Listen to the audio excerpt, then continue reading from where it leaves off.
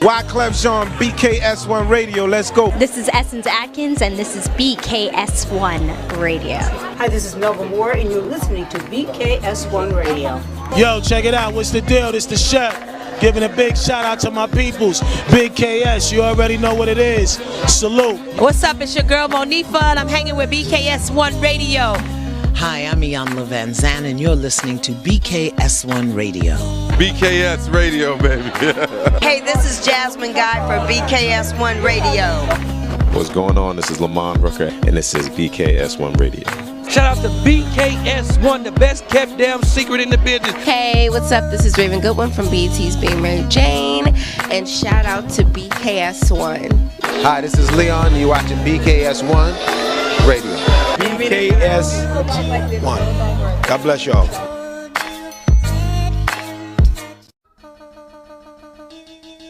Wyclef Jean. Right here on BKS1 Radio. It is your girl, Chanel, sitting there with the funny comedian Miss Queen B, who I believe should be doing stand-up in another life. But we are here, everybody. How are you? What's going on? It is another Tuesday that we are blessed to be here. Yes. You know, that's how I feel about it. And first and foremost, like I always do, as I'm getting my phone and all my situations together, so I'm gonna throw it to you, Queen B, and see how you're doing and what you got going on. I am blessed again, like you said. It's Tuesday. Countdown to vacation for me. I'm super excited about it. Friday, yes. I will be in 80-degree weather. Oh, love it. Puerto Rico. Yes. No, I'm actually good. I can't say that I've had, well, it's only 2 days into the week, so I can't say that I've had a bad week. I can tell you that I have not been out of the house in like a week and a half. Me either. Really? Me either. It's been a week and a half. Yeah. It's literally been like a week and a half for me. And why am I not bothered by that? Me either. I literally just had this conversation 2 seconds before coming in here and sitting down. It's scary to me. It is scary to me that I am totally adjusted to just staying inside, coming downstairs, going upstairs. You know, it's just crazy to me. But I've been in, thank God. I mean, I have everything I need, so I really don't, whatever. But it makes me lazy. Right. You think it makes you lazy? I think I don't want to be an introvert. I am an extrovert. Yeah. And I find myself actually, since the pandemic hit, behaviors that I've changed is basically I don't be pressed to like go out. Like I'm not pressed to go out. I barely am pressed to go outside my room. I'm trying to get better at that. I had to get better with that too, because just sitting on my bed, watching TV, in meetings, doing everything, I force myself to come in here in my home office sometimes to just work. Because if I don't, I will sit on my bed all day long, except for to go downstairs to get the food, to bring it back upstairs, to sit on the bed. So, I force myself to do it. Yeah. I have to force myself to do the same. So I don't know. It's just what we become, Yeah. So, other than that, I really cannot complain. Life is actually okay. I am blessed. Like you said, we're blessed to be here. We're blessed to still have our loved ones, and still blessed. That's really it. School's going. I'm knocking it out, and I'm trying to be done early. Like I told you, my goal is my birthday. Yeah, I'm very proud of you for doing that. Yeah. I'm very proud of you for school getting after that 40. Done.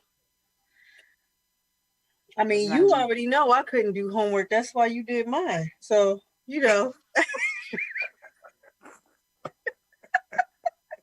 hopefully, got a lot of. Ain't nobody from the school watching. I got a lot of degrees out there. Listen, and hopefully ain't nobody from the school watching. You know what I mean? Right. But listen, I said your name during the graduation. So I say that to everybody. I said I got it on video. You said my name. Technically, I'm good. You know what I'm saying to you is there are some degrees I got out there where I got no, You ain't have no no shout out. No, I get it. No. Well, listen, I shouted you out immediately. I appreciate that. Yeah, because I couldn't do it by myself, and I know that. I'm very, you know, very those family members where they be like, she's so smart, you know, she got a degree, and I be sitting there like, is she? You know? She ain't do it by herself. I didn't write all her English papers. You know what I'm saying? That part. But yeah, so no. But yeah, I'm blessed actually to be able to even go back to school. God is really I'm really great for that. I'm not stopping here though. You know that we both got a goal to get another degree. Doctor it up. You know what I mean? Yeah. Doctor it up. Go ahead and listen. When you go back, we already discussed this behind the scenes. When you go back, I'll go back.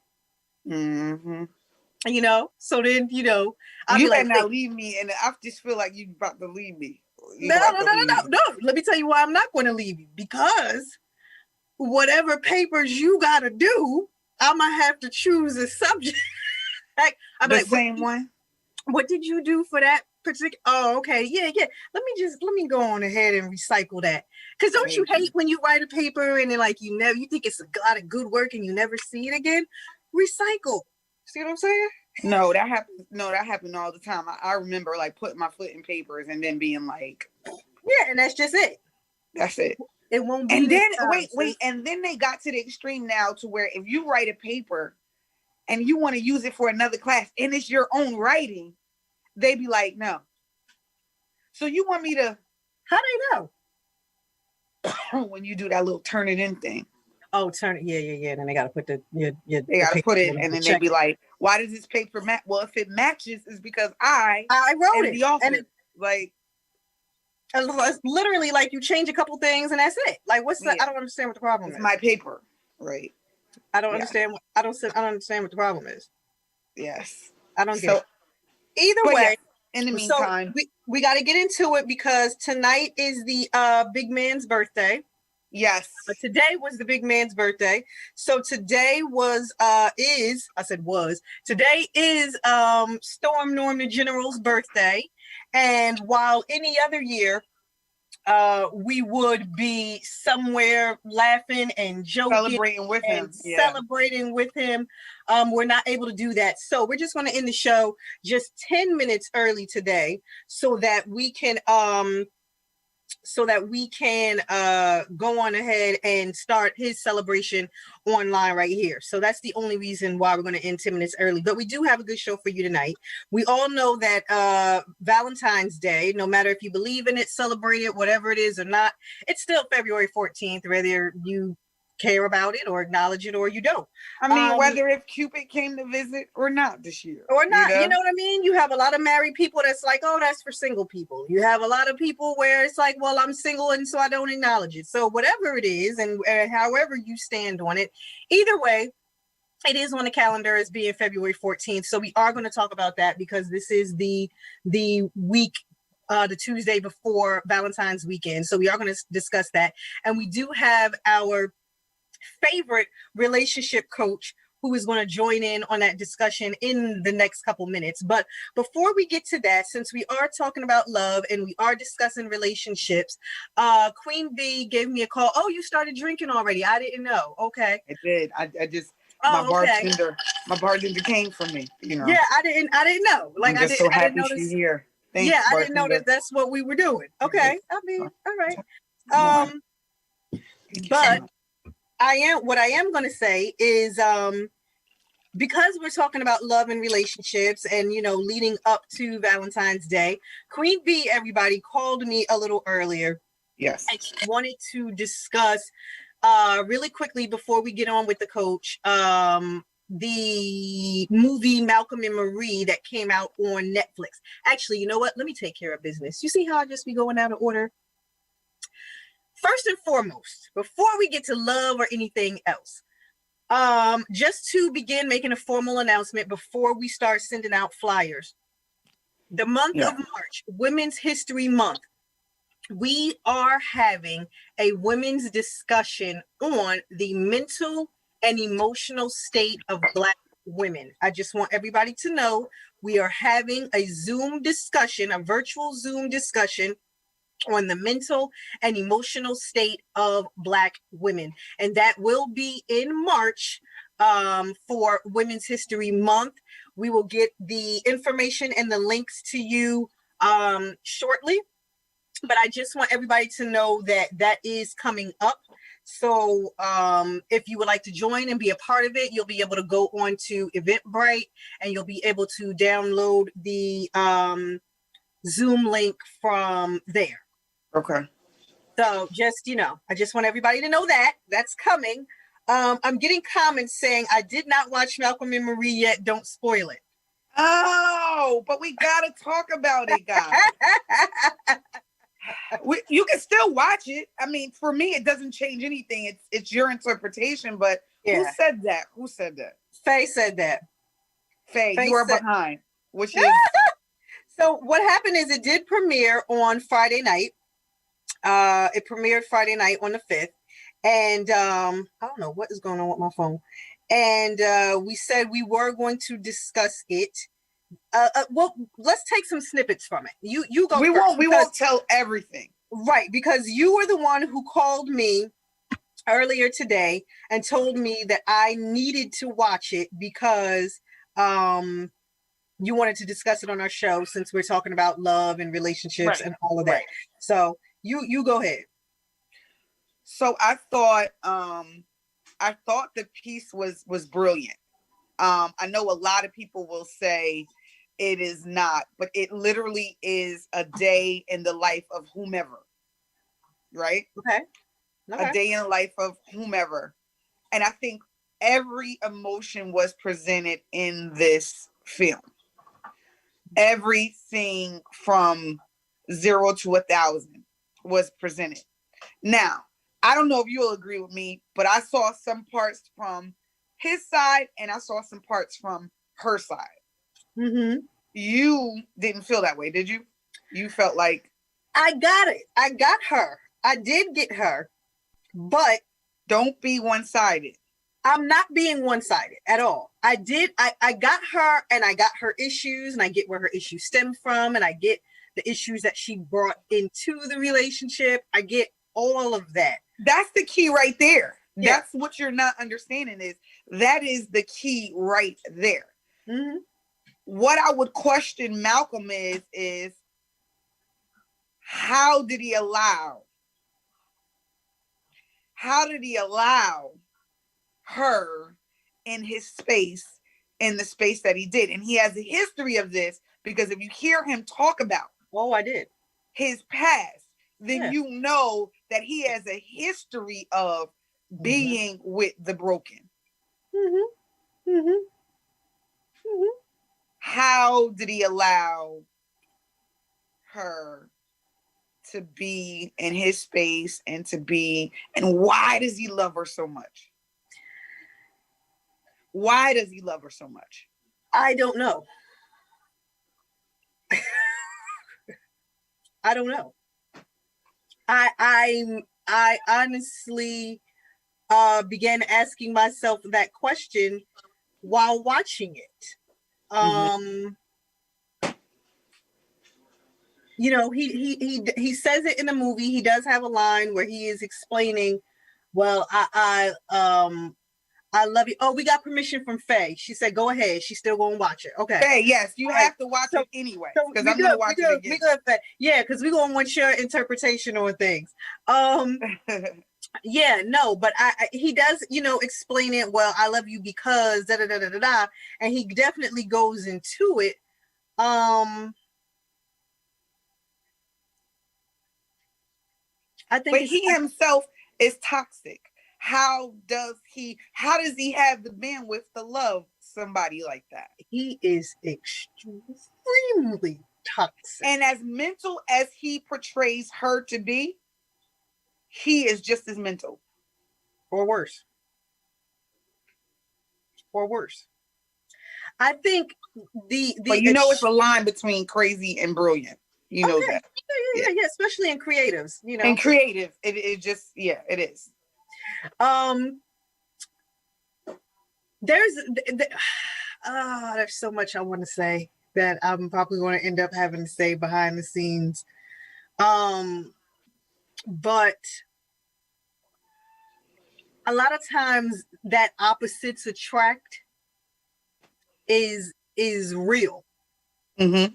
It's real. It's the different backgrounds and the different experiences and you may respect someone else's struggle even if it wasn't your own, while somebody else respects where you are or the kind of life you had even if it wasn't their own.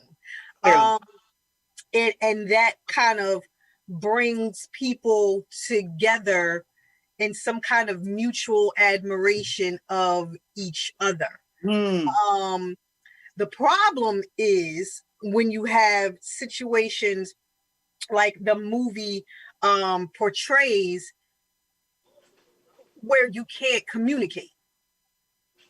I've had conversations where there's a lot of talking, not a lot of communicating. Because those are two very different things. There's just a lot being said, a lot of feelings and emotions being said, but not necessarily communication with a goal towards a healthy relationship. A lot of times it's just dialogue. And that will become the breakdown of a lot of relationships, I feel like. I think for me, it's funny because when a lot of times when we think about the breakdown of any level of a relationship, we always say the breakdown is not being able to communicate. And to me, we saw that up close and personal. There were moments in the movie where I felt her deeply. Like I just was like, she came from a crazy background and she lived a crazy life and whatever. But there are moments that I felt him. It was almost like he was the victim at one point and she was too. And then he was the savior. And it's like, what is it? Why were you saving this girl? Right. And then her question also was, why are you saving me? I'm not even worth it. Like, it's what she thought of herself. Right. It's what she thought of herself to me that was like, I can see us females not deeming ourselves to be worthy enough. We especially see that especially in an extreme situation like the movie. The movie is in an extreme case of his background, his family, his profession, what he does, being a creative. His background is extensive in comparison. Jeff wants to know if you want to let Jeff, come on and let Trev in. It's okay. You can let him in. It's 7:20. So having such an extensive background the way he did, and hers being what it is, it's an extreme situation. But both of them had their own struggles. Of course. Both of them had their own struggles. Both of them had their own struggles in a different manner, and you have to respect the struggle and separately and then together. You definitely have to, because a lot of times I feel like, and maybe Trev, come on camera. Look, come on in here. All right. Hey, Trev. Everybody, I had y'all playing in two different places. I didn't want you to echo. Oh, okay. Everybody, help us welcome back our relationship coach, Trev. He is here. Trev, we are just going over the movie Malcolm and Marie, which could be a great tutorial on what's going on. No, not yet. The dynamic of relationships, but I do want Trev to watch it and to get his take on what he thinks about it. But I was losing my train of thought, but I do feel like you said, you definitely have to respect the struggle of both, no matter what. I think oftentimes for someone coming from Marie's perspective, they feel like someone coming from Malcolm's perspective won't ever understand. but like, why does he have a struggle period? Like, what are you struggling about in life period? Or why? Well, why? I'm gonna be honest, and I'll be transparent. In the relationships I've been in, you know, and just my life in general, I just felt like, and you know this, but I just always felt like no one understood where I came from. You know, adopted kid, wasn't raised by two parents. I just felt like a loner, like nobody understood, you know, mother and father, you know, my father was on drugs, and then my mother eventually succumbed to drugs as well. And they did this separately. But to me, you know, I just felt like no one understood. Like, I felt like I was on the lonely end by myself. So that transpires also when you get a little older and you get into a relationship and you see somebody that you'll be like, man, but you can't dumb down anyone's experience, right? And that was my point.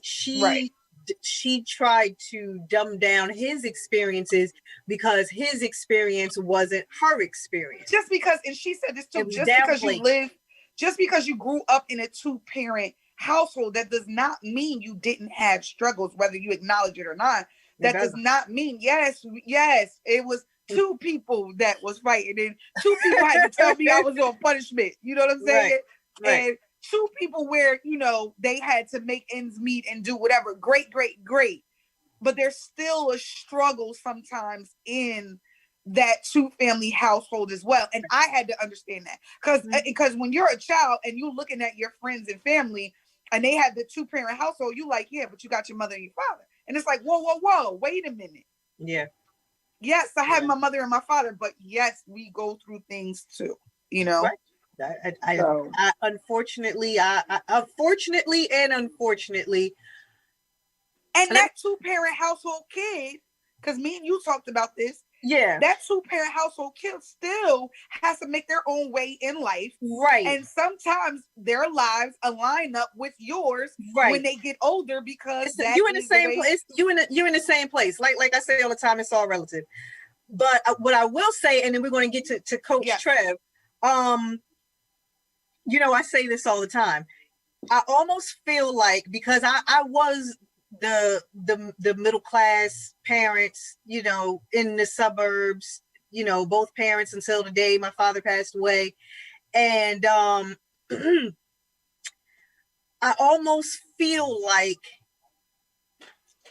it became a hindrance.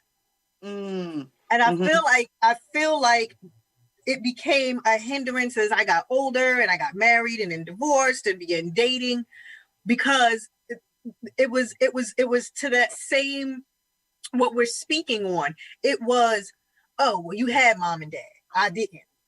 And it was like, okay. So, and it's like, oh, well, you act like that because you had mom and dad. And I'm like, whoa, I act like that because I'm just telling you to respect me. I ain't saying it. Yeah. You know what I mean? Like, what are you talking about? You know what I mean? Yeah. And it's like almost what you're looking for is not right.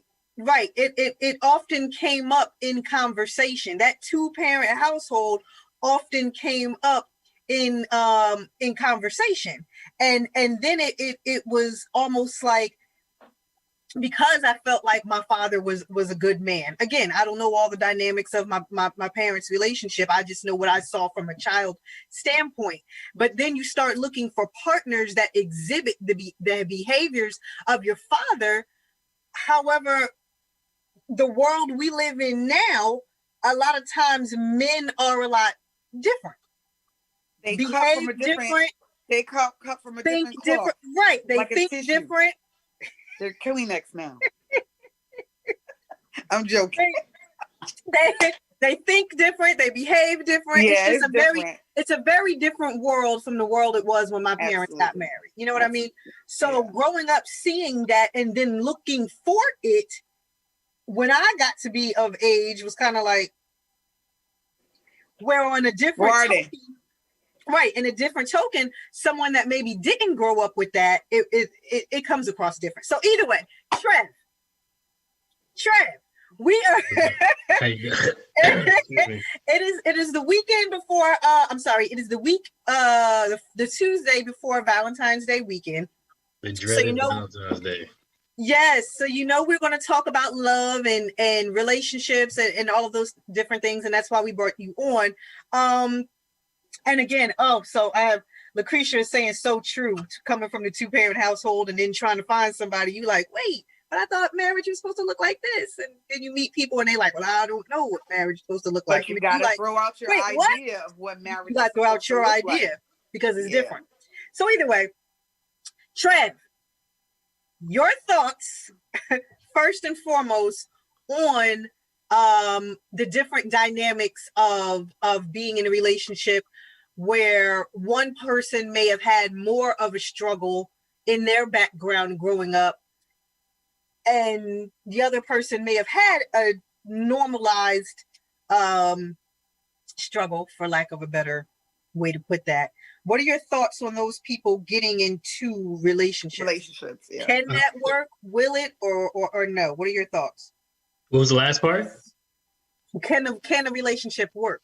I'm big on not. Well, we all do it, but we all make up shit, right? We all create a story in our mind, and that's the theme of our personal sitcom, and we run with it, whether it's to our demise or to our benefit. I believe that, I'm one of those people too. I was listening to you talk, B, and, I had a mother that, kind of just walked out and never came back.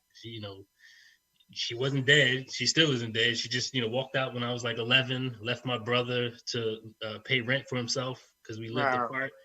And he was about 14. So I understand that. And, but, I think it really doesn't matter. It's really just about trying to figure out if somebody can meet your needs. And what I mean by that is, you can have two people from completely different backgrounds, affected by their childhood in different ways. But if they have a certain list of things that are required to be happy, it doesn't matter, where their background is, as long as you can meet those needs. I give you an example that popped in my head. I remember there was this couple that dated, and I might get confused explaining it, but you'll get it. The husband grew up where his mother and father, the mother would always prepare dinner. The father never had any input. He just comes home and whatever's for dinner, that's what it is. The wife grew up where the mother would ask the father, what would you like to eat for dinner? And then she would provide that. So it may seem simple, but those are two different dynamics. So now these wife and husband are together. He's used to just coming and then eating whatever's there. She's used to asking, what do you want? And putting it there. You wouldn't believe that caused a friction between them because she's trying to, what would you like? And he's looking at her like, why are you asking me? But my point is they figured out how to work that out because it's a very simple thing, but it's simple, but you can't oversimplify it because that could be a cause to not be with someone. We're talking about eating. We eat at least, twice a day, right? So that could be a conflict for them twice a day for the rest of their life, whether it be minor or major or just a slight feeling of, man, why do you have to ask me? Like, you should know what to do. Or, why can't you just tell me what you want? So I believe that, that background thing, and my wife came from a similar background as me. So, in this example, I think two people who have a similar background can relate to certain things that other people can't. I know my wife says that all the time, and I won't get into that detail, but I remember her, early on kind of saying like, wow, I was tired of explaining, certain things about my family, but you kind of have that same dynamic. So, growing up, I explained it a million times. You already understand that. So yes, I think there's a benefit of having two people that have a similar challenge, but you have to understand our lives are comprised of so many different things. Just because you have a similar experience in one area, in other areas, you could be drastically different. So, absolutely, it really is just an evaluation. It's not a checklist, but, I think if you make up in your mind that coming from those, one was two parents or one was single parents and that may not mesh, if you say that that's going to be an issue, it's going to be an issue. You know what I mean? So I think it just has different ways you can look at it. And I hate to say everything is one way and everything's another way. I think there's duality in anything. So, I don't have a negative statement on two people coming from separate or drastically different backgrounds. I'll give you one other example. You know, the fact that I grew up without my mother being the mother, and I always thought that was weird growing up because people, you know, plenty of my friends had their moms in the house and they their love their fathers mom. wasn't there. Like, yeah. So, you know, I'm used to that, but to be the only one where my father's there and my mother bounced, they like, that just sounds weird. Even as an adult, I'm like, I talk to her actually, not often, but I you know, I'll get to the point where I ask her more questions. But it's just like, how did you? I can see a mother now, like, how did you leave your kids? You know, but my point is, that might be the reason why I wanted to be married and to do it a certain way, because I realized the effect that she had on my life and possibly generations after us because of her fuck up, so to speak. So you almost can't necessarily just say, oh, well, I'm only going to look for guys that grew up in a 2-family house. Like you said, B, that don't mean that they got their shit together, because you could be screwed up with 2 families. Right, that's two parents screwing you up. Right. So some people will use that as a springboard or a reason to want to be married. And other people, you know, maybe someone in my similar case will say, that's the reason I don't want to be married, because I don't trust women. Like, you know, she could just walk away from the kids, but I don't trust anyone. You could have very well been like that. Absolutely. Yeah. Right. I got a question for you. And it's more so in regards to this as well. So Toya, Chanel, I'm sorry, on the show. Chanel talked about background, about backgrounds. And I wanted to know, what have you seen when one person has actually grew up on struggle, you know what I mean? Like struggling for everything. Everything was struggling, nothing was handed to them. And the other person, not that it was handed, but again, the hand was a little different from what the other person did. Do you see that clash often? I can't say off the top of my head, I remember like a specific example, but I can see, I almost think, I don't know if this is exactly what you mean, but I'm thinking of like the kid who grew up and he was the only child. And so he had both parents maybe spoiling him. He had a couple of aunts that, you know, were spoiling him. The other one had 3 siblings and the mom was a single parent. So, you know, she kind of struggled with whatever type of thing. Yes. I mean, I could see, but it's just like any other habit. You know, this one person may be privileged and used to things working out because, again, they weren't necessarily in charge of having to make them work out.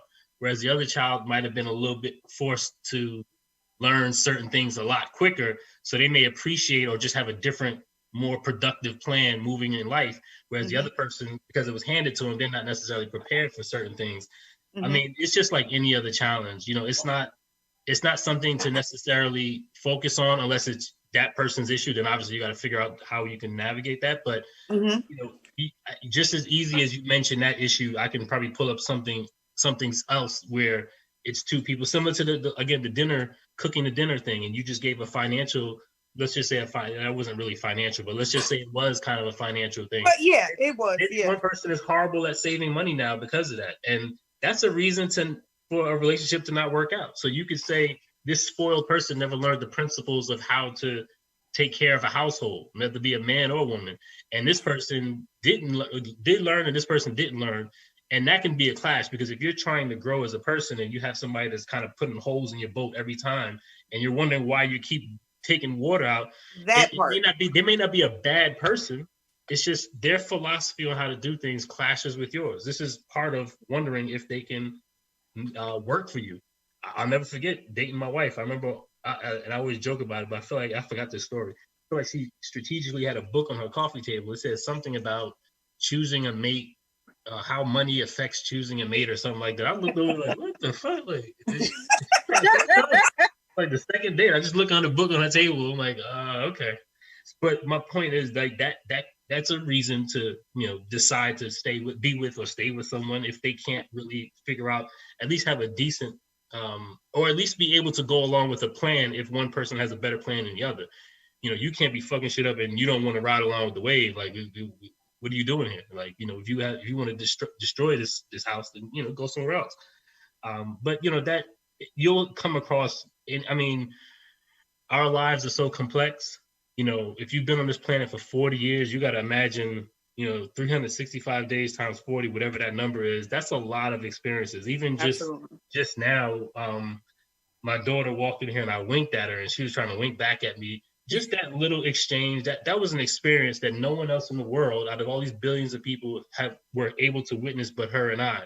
So you have 40, 50, 30 years of those.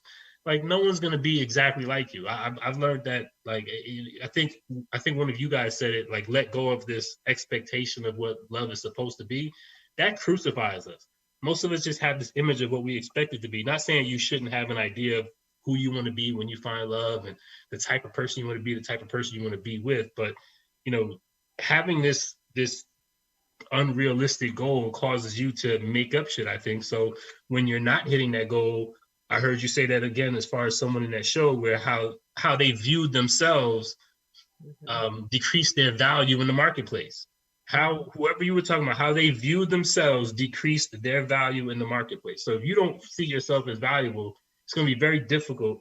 And I know you might find some Prince Charmer or some great woman that sees value in you and pumps you up, but to expect that to happen is just like trying to expect a tooth fairy to leave $100 bill under. You know, I might leave $1 under my kid's pillow. When you put the $100, you too high expectation.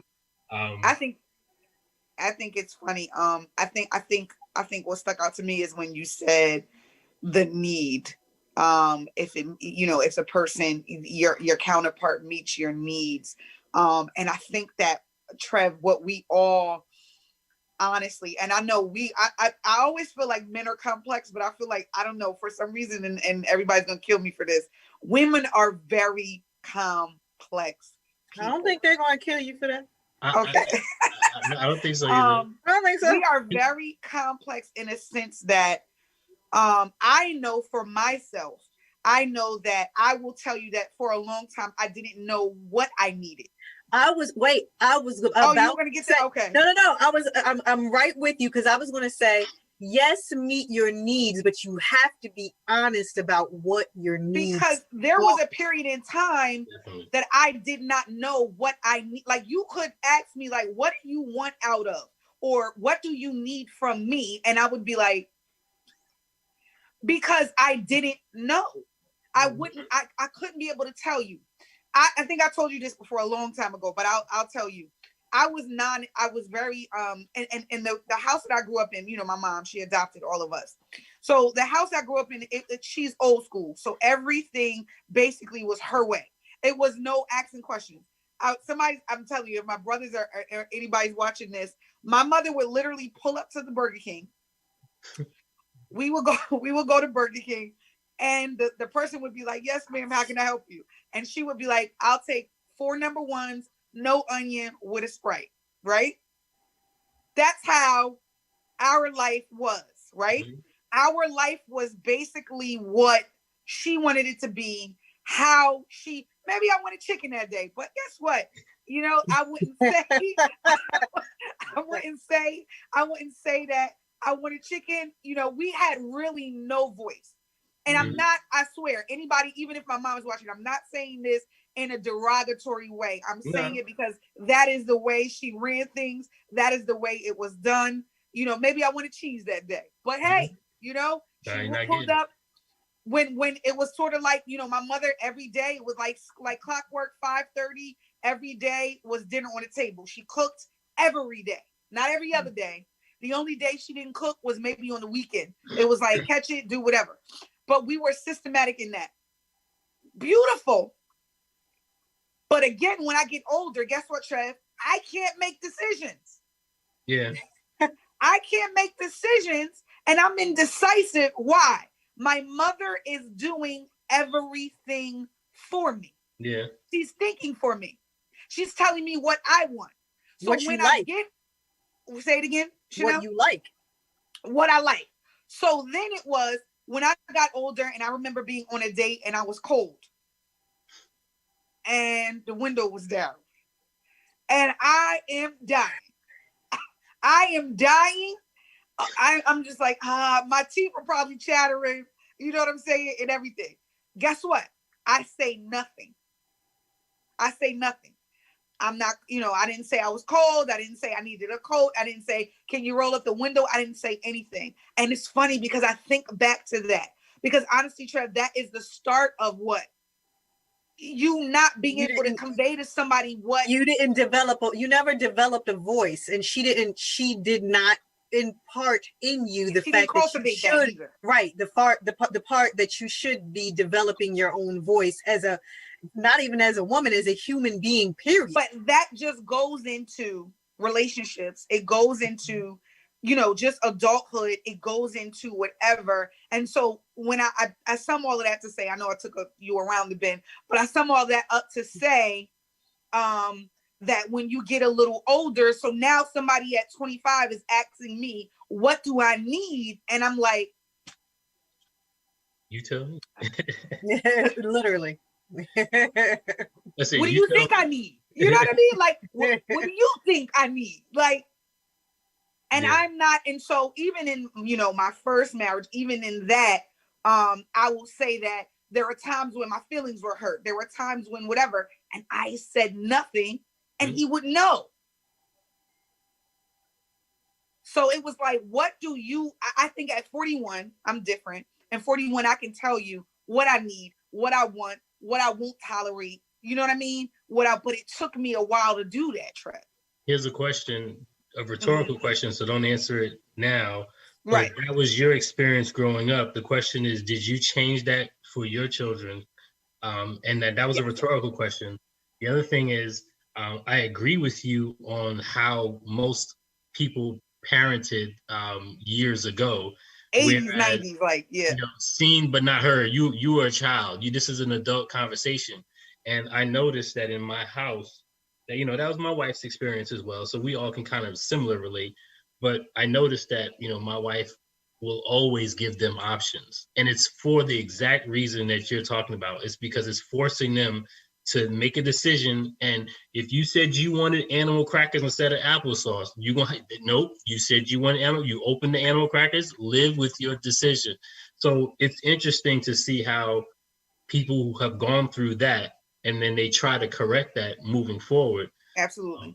Because they realize the effect on it. And, I'll say this too, one of the challenges I feel, and I'm loosely kind of paying attention to this, is our whole world has changed in the last 30 years, never mind the last 60 years, never mind the last 100 years. People keep referencing love from the old days, love back in the days. Like, you have to realize a couple things, similar to how you and I and Chanel, we kind of, if that was our experience, now our children are now getting more affection, and my child is definitely getting more affection. Mine too. Yeah. I kissed my son and my daughter. I'm like, I've never really gotten that, but I definitely got all the things I needed. So I didn't feel any deprived at all. But I thought, when I have kids, I'm gonna add that little twist. Like, let's get that physical contact in there. But what was I gonna say?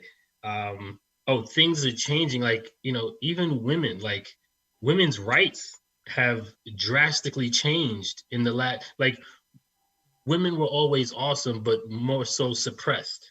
So you look at the last 60 years and women are, more than that, but obviously it's getting better and better, where women are allowed to speak their truth. And we're realizing how much the world has been deprived from trying to, older men kind of suppressing women's rights, so to speak. So silencing women, them. Yeah. Women are different. Right. So if women are different, you're allowing them to be themselves. That's different than the past, where I feel like a lot of times it was more of a suppression. So that's going to automatically change the dynamic between, and just between us in general, how we all relate, men and women. Yeah. Whether it be friends or my uncle or my aunt, it's just we all are different in a different world. And because basic to your point, what it boils down to is a lot of women stayed in marriages, in yesteryear because they had to. They stayed in marriages in yesteryear because they had no voice. They stayed. Let's go back. Men were breadwinners. Period. They stayed in marriages. Right. They had no choice. In order to survive, you had to be married. There was no such thing as making it on your own. Or women were looked at, men too, but women might have been looked at as something's wrong if they divorced, like as if it had nothing to do with the guy. It was just like, you divorced, like something's wrong with you. All of that has completely changed. So, I have to admit, like, just talking to single friends, guys as well, not just women, it's hard. Like, it's hard to necessarily find someone that fits you, and their family history has made them who they are, and it's not easy at all. But I will admit, though, that the world is different. Now, I feel like at some point we'll probably learn how to coexist or thrive together, so to speak, whether it be romantic relationships or just the workplace in general. But the fact that, again, women are finally being pushed on the pedestal that they probably deserved thousands of years ago, I think that kind of affects how we all interact, how we all relate. Similar to how we changed the negative history of kids not having a voice.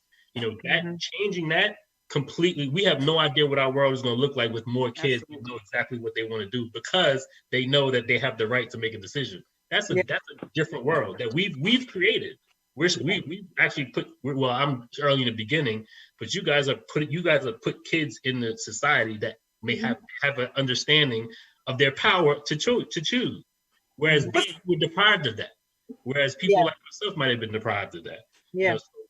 But I forgot where we were tying that in, but you're just saying it was a different world. So listen, we are in a different world, but we started this off being that it is the week before Love Week. No matter if you believe in it or not, no matter if you celebrate or not, no matter if you're married and you're like, it's Valentine's Day every day, no matter if you're single, blah, blah, blah. I just want your thoughts from a relationship coach perspective on how do you feel about it? For singles, for couples, for married people, is this still a thing? Is this an antiquated ideal? Is it what are your thoughts? Well, number one, I think it's very difficult to buy anything for Valentine's Day when you and your wife share Amazon Prime, because she can see everything I buy. So that kind of screws it up a little bit. But yeah, that's the problem for real. Like, I don't want to spend any more money on an extra Amazon Prime membership, but you're gonna have to get no. This is what you have to. Don't look in the cart. You have to do what B and I do. We use a separate account. So if you're buying something for that person, like we have me and B have our own account. We can see what is being bought for somebody else, but the other person in the relationship can't see it. I'll check that out. That's confusing. No, because look. I listen. We have to do that. I just did, and I'm like, is she? This is what she on this weekend. Oh, okay. You know what I mean? But it's like I can see it, but her partner can't see it. So it's funny because we also have so it's like it's like if you see us, it's 7 of us. We all grew up together. We're best friends. So we have like one account, and literally we have one account when we don't want to, when we don't want the other person to know what we're ordering. So we'll be like, all right, we're going to go in whatever. And it's funny because it's true, because you'd be like, oh, okay. All right. Sarah will be like, who ordered this? Who's ordering this? Toe fungus remover? Who got toe fungus? Like the stuff that's in the cart, the stuff that's on hold, the stuff that's about to be delivered, the stuff. And you looking like, well, why did she? It's funny because, and you just like, you know what? It's funny because during I will tell you a funny story during Ramadan though. On the flip side, during Ramadan, I order a lot of hijabs, right? So tell me why Cheryl is like, all I see is hijabs in here. Like, yeah, but the problem is yours, Trev. The problem is it's hijabs, lingerie. Hijabs, lingerie. Hijab, and you're like, what is it? Gotta get right. It's like, why are you doing? You know what? No, it's so funny. You let it go. You let it go. You just let it go. No, but either way, yes, you have to do that. But go ahead, Trev. Go ahead. Yes, I do believe it should be a thing. I can't act as if the last couple years I've been like 1,000 miles an hour on it, and maybe I should have been. But I kind of I probably make up the points I lost on not going hard on Valentine's Day throughout the year, doing other shit that I ain't have to do. Oh, that's good. I'm okay, but I do. It's so for I think it's a long conversation, because I think for married couples, I think it depends on your partner, because if your partner's love language is along the lines of that affection and all of that, whatever you want to call it, that giddy shit, then you kind of have to do it. You know what I mean? And even the alpha male has to figure out a way to do it. You know, you can't slack on it if that's their thing. And your person will let you know. Like my wife will let you know that she likes Valentine's Day, but she's not looking at it like, oh, you better do something for Valentine's Day. Like I don't get any of that energy ever on anything. So I appreciate that, which allows me to do what I want to do. And, you know, so for Valentine's Day, for me, and I would say this, I'll go through that really quickly. For the married couple, especially with children, I think it's cool to kind of demonstrate Valentine's Day in some capacity so that the kids get a chance to see that interaction. Because, you know, you get the kids to see, and I know about holidays, you know, you're training kids to buy into the whole holiday thing. I get that. But again, you got kids that see Christmas and they buying gifts and all this other stuff. If you're married, I think it's important to, if no other day, let your kids see the value of praising, showing appreciation to your partner. Yeah. And having your kids do something for the parents as well. Kind of like show them that exchange. Like, I'm going to show love. You're my Valentine. So my daughter, you know, I remember years ago, and my daughter's 3 now, so she was probably 2. I went to her school. We had school at lunch. She had lunch at school, and the parents came at lunch just to eat pizza and all that, and then they left. But this was like Valentine's Day, and I bought like some dope flowers, like a birds of paradise, all type of weird flowers, and she had like an attitude, and I never understood it. And I'm like, yeah, I brought you flowers and you treat me like this. And she was just like real cold that day and forgot nothing about it. When I tell you, to this day, but that's only a year, but you're talking about a 3-year-old now who's had other experiences that would trump that memory. She remembers me getting her flowers that day. Even though she wasn't smiling and all through the roof that day, which I thought, I was kind of disappointed she wasn't. She always like, you remember you got me flowers on Valentine's Day? I'm like, you was frowning. Years old. That is hilarious. But I mean, think about that. Like, you know, I made up something in my mind. Oh, she must not like it because I didn't see her smiling and all that. So I made that up in my mind and I stuck with that. So I was kind of like over it. And here she is a year later, like, you know, throughout the year, she'll say it, or if I get a flower, she's like, that's like the flower you got me on Valentine's Day. So I think it's important to involve your kids in the exchange of affection. So every year for me, my daughter, anybody will tell you, even on Facebook, you'll see my daughter is my Valentine, regardless whomever I'm with. Every year I have dropped off roses or chocolate or whatever. And it's funny because look, my daughter's like, she's home today from college.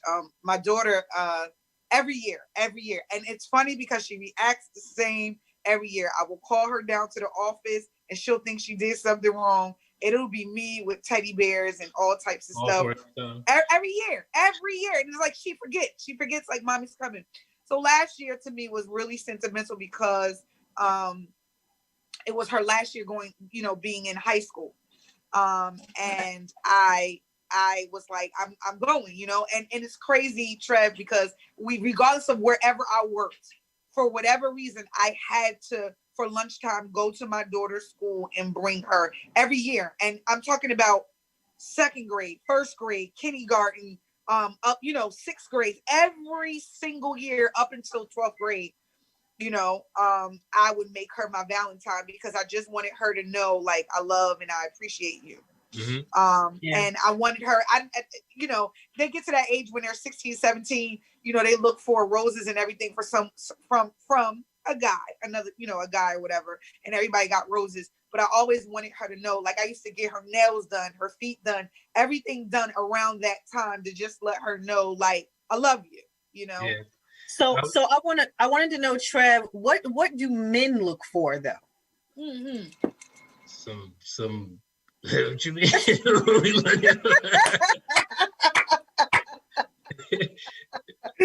I mean, there's no other answer. It really isn't. Like, you know, I mean, I think a guy should be looking to kind of. I mean, it's weird, man. It's Do y'all weird, like but, the lingerie thing? Oh no, definitely, You know what I mean? definitely, absolutely. Yeah. But before I get to that, let me just say this. If a woman, or I'll say a woman, we were talking about Valentine's Day specifically. If you like that type of stuff, the affection, the flowers, you have to get into your Angelina Jolie, Angela Bassett mode where you can act a little bit more excited than you actually feel. Because oftentimes us as a guy will get you flowers or something and you're like, oh, this is nice.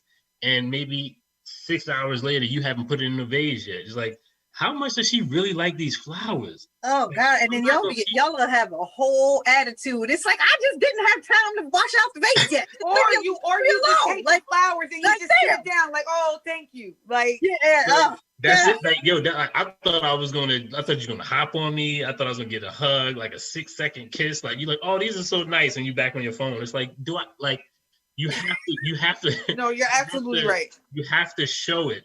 Because even if you don't, it's part of your role of teaching him to give you more of it. Yeah. You know what I mean? Like, so you're only going to buy flowers so many times, and then somebody puts them on the counter for 6 hours before you like, maybe she don't like that flower. Like my daughter, my daughter's a prime example. I got her flowers at one time. She was frowning the whole day. You know, if I was that type of person, I'm like, well, shit, I ain't buying you flowers no more. Yeah, never again. But she's been reminding me ever since. So it's kind of like, okay, so she's doing what I'm telling other women to do. She's reminding me that, yo, that did make an impact. I know I fucked that up the first day. I ain't really show you, but I'm going to keep reminding you over the next year so that maybe this Valentine's Day, you might give me some more. It's a 3-year-old that's reminding me. So very important that you do that. I got a question for you too when you finish. Go ahead.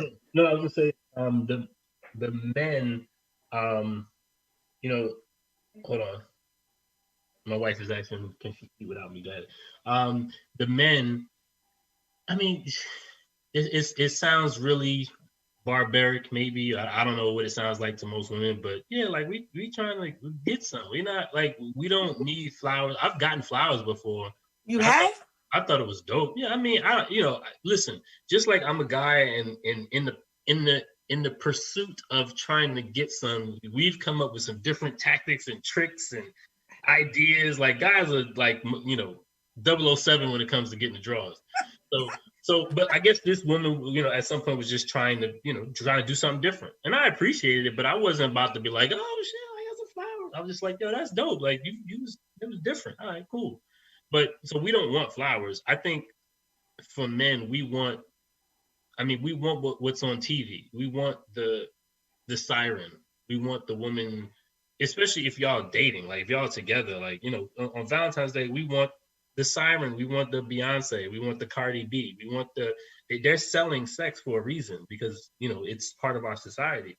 So yeah, we definitely want that. I remember getting mad at women who, didn't really want to participate in that aspect of Valentine's Day. It was like, what was the point of Valentine's Day? Like, ain't nothing in it for me. If it's just another day where we just like, guys want that. That's it. Like that I can't imagine any other guy saying any other thing like, oh, I want dinner or I want to just hang out. Like, I can't imagine any guy saying. I'm sure there are guys that say that because again, there's no all of anything, but we want that, and we want that as. Think about the people who sell sex, the Beyoncés, the Cardi B's. They give it to you, but they're performing as they give it to you.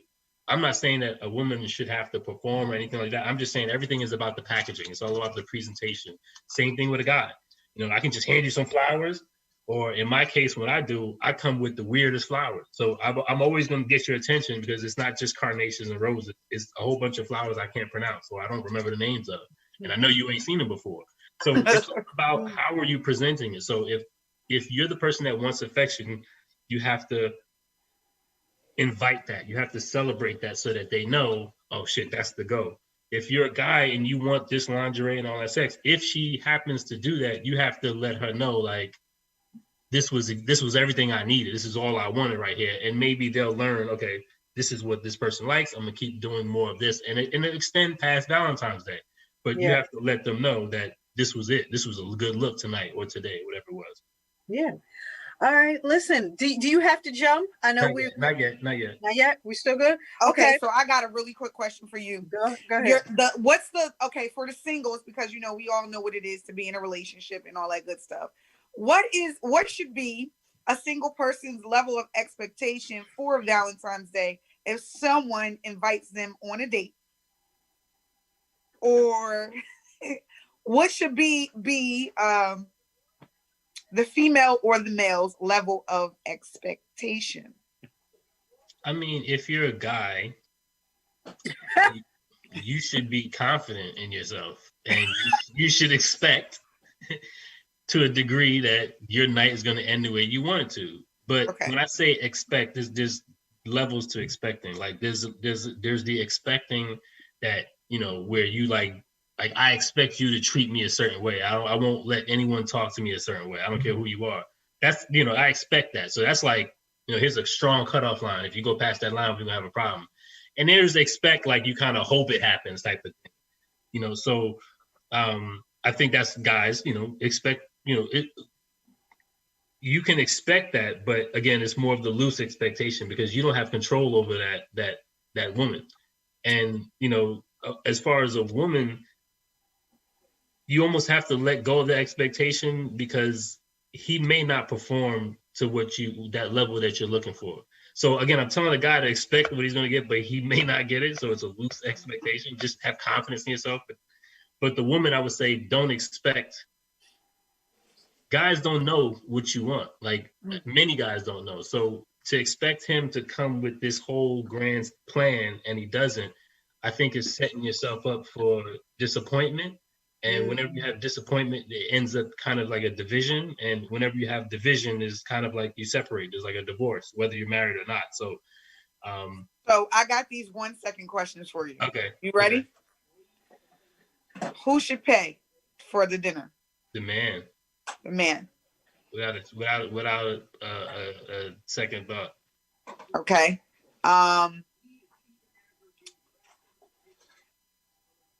So who should pay for the dinner? Should the female expect roses and chocolates? Mm-mm. No. Mm-mm. Okay. Because it might be something better than that. Maybe he was paying attention to her and she said she wanted some Timbs because she ain't wear Timbs in a while. He showed her Timbs. If you mad that he got you Timbs and not flowers, something wrong with you. Especially if you said you wanted Timbs. Like, you know what I'm saying? Like he's paying attention to you. So yeah. Your thoughts on somebody who's absent on Valentine's Day? What do you mean absent? Like in a relationship but not together? Yeah. In a relationship but not together. What are you at work? It depends. I mean, absent is absent. So you tell me. So you think they might be going with somebody else? Listen, I've done that before. That was very horrible. I tried to play two places when I was younger. That was not cool. But I don't know. I think that's the day you kind of have to be around your partner, even if it's like Christmas.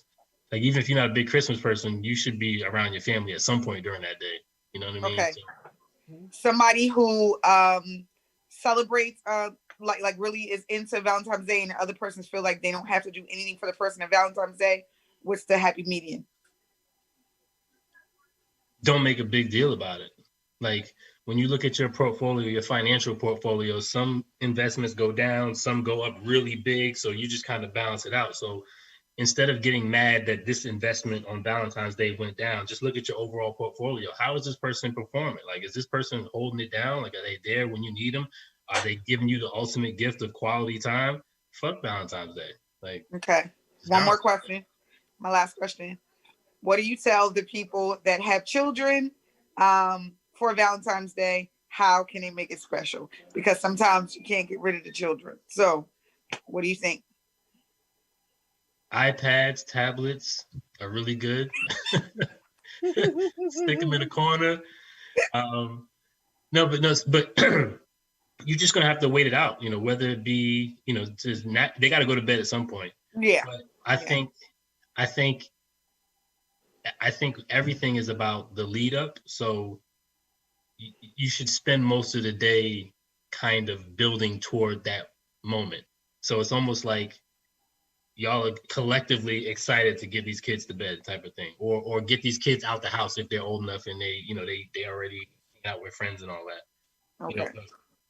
Definitely. Yeah. You got any 1 second? No, I don't have any 1 seconds. I have like full discussions that we're gonna have to bring Trev back for. I'll say this too really quickly. I'm sorry. Like I meant to say this as far as women go. I mean, I'm a guy, so I'm always rep for the guys. They want to get some, all that, but that should not be an expectation for a woman. Like, you should not feel like you have to have sex tonight, or it's a dud, like, or it's not, or like, if you feel like you have to, then you're not the type of woman that you need to be at.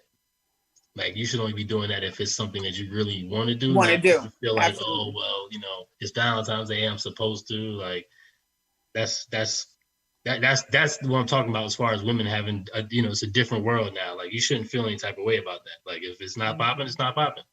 Mm-hmm. If he leaves after that, that's a dope sign for you. Mm-hmm. Mm-hmm. Because he could have got some the next day. Why I got beat today? And what do you say really quick? What do you say to the guy that actually is presumptuous and gets a room and everything without talking to the female? Like, there is a level of expectation.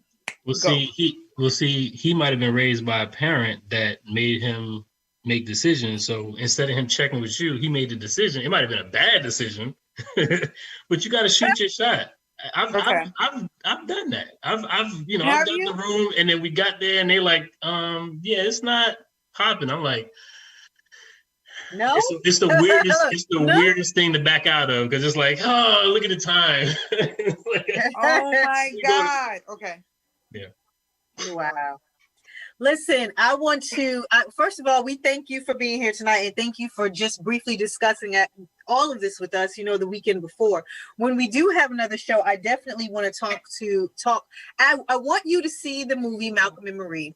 And then when you come back, I want to discuss the fact that she called her mate an emotional terrorist. And Trev, I need you to see this movie. It's a movie. It's not a show. It's a movie. Obviously. No, it's 1 hour and like 45 minutes. Okay. On Netflix, so when you got time to watch it. Okay. Yeah, and she called him an emotional terrorist or something to that nature, and I was like, oh wow, that's because of what? Though. I'm sorry, real quick, because of what he. You got to watch it. Okay. You got to watch it, Trev. It's his whole. It's his whole behavior. Okay. You have to watch it. I mean, he is an emotional terrorist. She wasn't wrong. She wasn't lying. She didn't make it up. You know what I mean? But we definitely want to make sure that you watch it, and we just want to discuss, because there's so many issues within the movie, and we want your take on it. So we'll definitely, you watch it. Yes, Trev, text us and be like, I watched the movie. Yeah, DM or text us and then just say, what, like, watched it or hated it or saw it, or anyone. He ain't gonna say hated it. No, you're gonna say hated it. I'm gonna say hated it though, but I'm gonna be in that ballpark. Nah.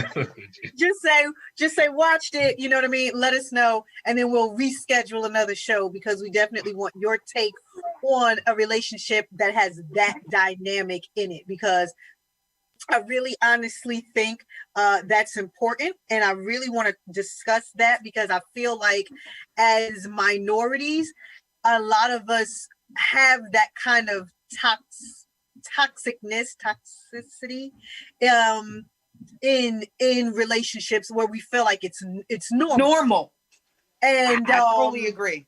And so I definitely want to make sure that we are able to discuss really quick, because there's some people, Trev, that watched it like, I don't know, like, I put it on my thing and I said this was a brilliant movie, whatever. Some people was like, this just seemed like every day, and I'm like, no, that's not. It's not supposed to be your take on this. It's not supposed to be every day. It's not supposed to be how you communicate. It's not supposed to be you go for the jugular and then y'all making love after that. Like, it's not supposed to be like that. No. So if you're speaking specifically of Black people, man, I can even without seeing the movie, I can just thinking historically and where we are now. It's just like I can see how we haven't quite figured that out yet. You know, I literally thought, yeah. I literally was confused that, and I will tell you when this movie, but I'm just saying in life in general, again, to be transparent, I did not know pain was not love. Yeah. You equated the two, that you put them together. Because Trev, like, don't you see that? Like, you know what I mean? It's like you don't like, oh, you got a female, people deeming her to ride or die, but she done broke ankles and done all types of stuff to be to ride or die. Yeah. And they're deeming her like big up, and I see this in celebrities all the time. Oh yeah, she's a ride or die. She this, and it's like he cheated on her, had a baby. I don't want to ride nowhere with you. She's a shell of herself. She's empty, but they still together. 20 years. And it's like, really? Okay. Kind of like Fabulous and the baby mom. But anyway, no. So I know. Sorry, I was just thinking to them. You do know we interviewing a rapper at the end of the month, right? So we're going to dial that back. No, what I'm saying is just the celebrities. Sorry, but I'm blunt. But the celebrities in general, or just people, just us, like you said, ethnically, or urban areas, or whatever you want to call it. Yes. But I think that women have become like, I got to break my ankle to prove, that I am the ride or die, and it's like, really, like, no, that's not love. And that was my interpretation growing up of, I got to do all this stuff. I got to prove myself. I got to prove that I can endure. I have to suffer first. I have to suffer before I get this reward of actually being with you. And it's like, I just thought about the pastor John Gray or something like that. Oh my God! Yes. I remember hearing, so I didn't know too much about it, but I remember he got caught, and then he got caught again. And he got caught like a third time, and just now it was just saying how he was saying before he got caught, he was saying how he put his wife through all this stuff, and that's why he's the man he is today, and all this. And then he ended up cheating on her twice publicly. It's like, then you still put no, but you know what? Right. You know what? What the worst was for me. But you know what the worst was for me? It is not. I'm not gonna say it's not the cheating. I'm gonna say, I was pissed about the cheating the first time, pissed about the cheating the second time. The third time. It was the third time, yeah. The third time was the level of cheating and the fact that he actually was talking about the wife, talking about she don't cook, and had this on video. The person, the cheatie had it on video. Had it on video where he was literally talking about his wife and then put his son in it. Was like, what do you eat all the time? What do you cook? And took the video. That part for me, I couldn't have came back from that. I'm sorry. I think that's wrong. I despise that woman. Like, that's just like, if you engage in, this is not promoting that, but if you engage in that activity, like, it's like being in the streets. Like, if you doing an activity, you can't snitch. If you're a regular civilian, you can snitch. This is a well-known pastor, so you do that on, like, you got in this to get fame for that. Like, right. The video he sent, she kept, and he was like, I'm about to go in the jet, come fly with me or whatever. And then, but the part that he involved, his son was playing the game in the backseat, minding his business on his game, and he, whatever he called his name, whatever his name was, he didn't know he was an accessory. He was like, he didn't even know. He definitely getting charged. His mother got his ass. Like, I don't cook nothing. For real now. The mother was like, well, go on in this house, stay in this house. Like, but he literally turned the camera to her, and I think for me, he just needs to go. Crushed me. She don't do it for him. He needs to go. Clearly, like, I don't know if he would do that with every woman, maybe not, but if you talking to the side chick, if you talking to your side chick bashing your wife, you gotta go. Like, that's just, he just needs to go. She don't do it for him. I think because of his money, I think he feels like he could do better. Because remember, he brought her like whatever the second time. Yeah, he brought her a truck or some shit like that. Yeah, like, any of this. I don't remember any of this. I don't know him that well. I just know he got called out like Like nobody would ever want to get called when he got called out for the statements that he made, and everybody was like, "Well, why do we have this culture with only with Black women that you have to suffer first, right? In order to before you can have happiness, or before you can get married, or before you're even acknowledged, or whatever." You know what I mean? That part, though. That part, I remember that. I did not know that he subsequently got caught 3 times. The kid was involved. It's the kid for me. I could not. I think for me, like you said, Trek, it's one thing for you to be doing whatever, but when you literally are talking about me it's like to the other female. If you want to be greedy, I'm not. So let me not promote this. If you're being greedy, you're being greedy. But like that's just. I feel like I heard that in a Jay-Z song or a Beyonce probably song. yes. That. Like, you know, don't. I remember the line later, but that like you can't. He just violated a bunch of codes. But I honestly think that, you know, again, money does give you value in some cases. I think gives you the upper hand. I think he feels, as a man with money, I think he probably feels like he has better options than his wife, and she ain't gonna go nowhere. He just gave up on the commitment. He just gave up on it, like, fuck it. Because if you get caught 3 times, you gave up on it. You got caught twice, you gave up on it. Once, you might have slipped, and that you still kind of gave up on it. But 3 times, as a public pastor, you just don't. You got to go. Like, just leave. Cut your losses, bro. Yeah. I don't know who's following the congregation of the guy who, like, 3 times. But he's still in there. Everybody's still in there. No, don't get me wrong. Human beings are human beings. I'm never going to crucify anybody because I've made my own mistakes.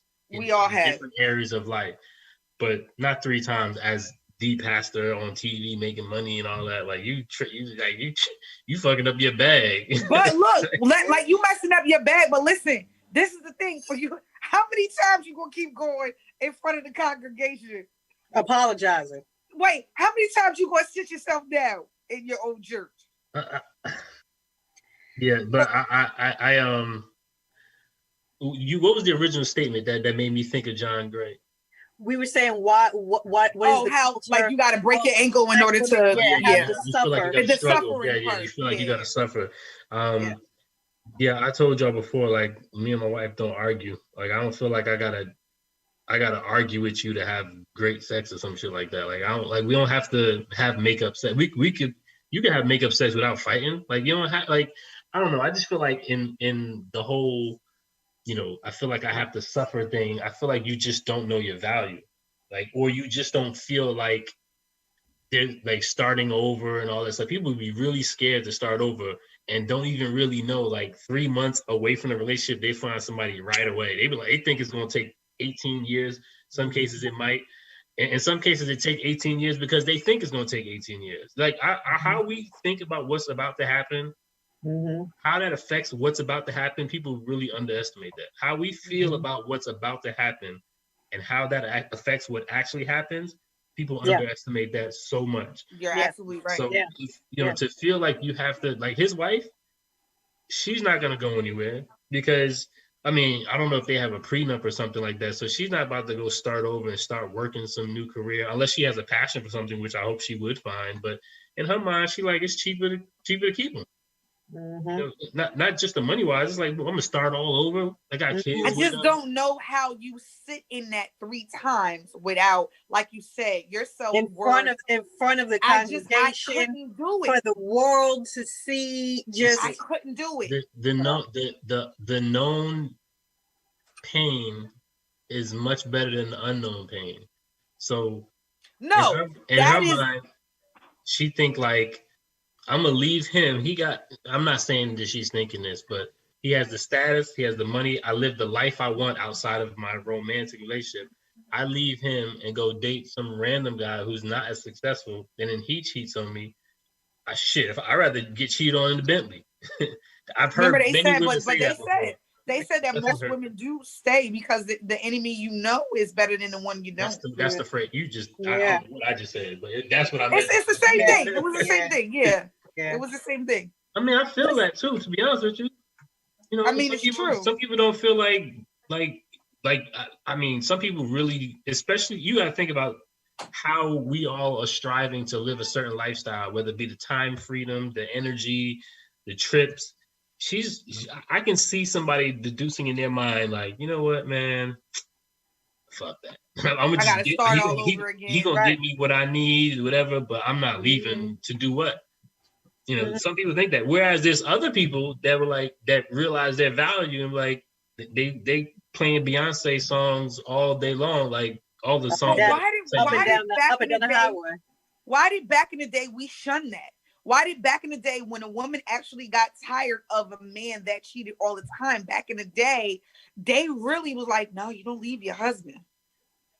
Well, because women didn't have any rights. You didn't have any rights. You have a voice. You didn't even have the right to feel bad about anything that was going on in your house or your family or any of that. If you show your grandmother social media right now and the amount of women and the amount of great things that women are saying, and like it would be like a foreign world to them. Like my grandmother, I'm just thinking my grandmother would be like, I can't imagine a strong woman like my grandmother growing up in the time right now where women are it. It's like, as strong as she was, who knows what she would have been able to accomplish if her voice wasn't muted. So, I don't know. Well, listen, guys, unfortunately, we have to end a little early tonight. And Trev, we are going to have you back, but we're ending early for a good reason. You know, it is the big guy's birthday. Storm normally Happy birthday. His birthday. So we're going to end a little earlier so that he can get on and celebrate his birthday, since, we're all stuck in the house, for the pandemic. But just on a final note, Trev, any last minute relationship coach advice that you want to give to everybody out here during a week where some are happy, some are depressed, some are wondering, some are trying to figure it out, some people are, we're kind of all over the place. Any last minute thoughts?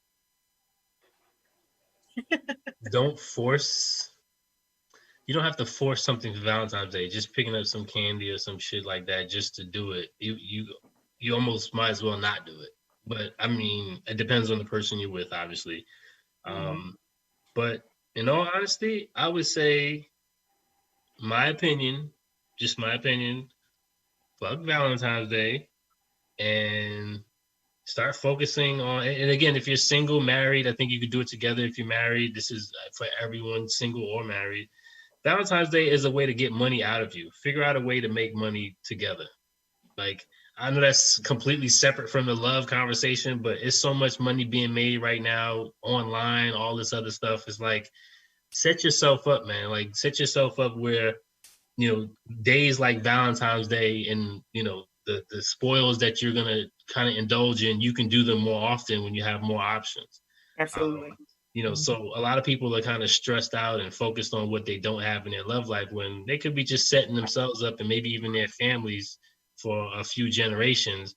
And when love comes, they already have everything they need. They don't necessarily need anything from them. But, I say that to say, people just need to really realize that you're only going to be here. I mean, even if you live for 80 years or 90 years, it seems long until you're 89 and you got one more year to live. Right. So, it's not all about love. I know a lot of people, and I talk to some women who feel really down about, where they are and all that stuff. But it's like, if you just sit in that, it's gonna affect other areas of your life. So kind of shift your energy, be successful, whatever that means. Be successful, whatever you're doing, and love will come. On that note, we are going to go ahead and end tonight's show. Thank you so much, Trev. We thoroughly enjoy every conversation, discussion that we have while you are here. Your advice is always everything when we get the pleasure of having you on the show. Definitely make sure you guys watch the film, because we want to have it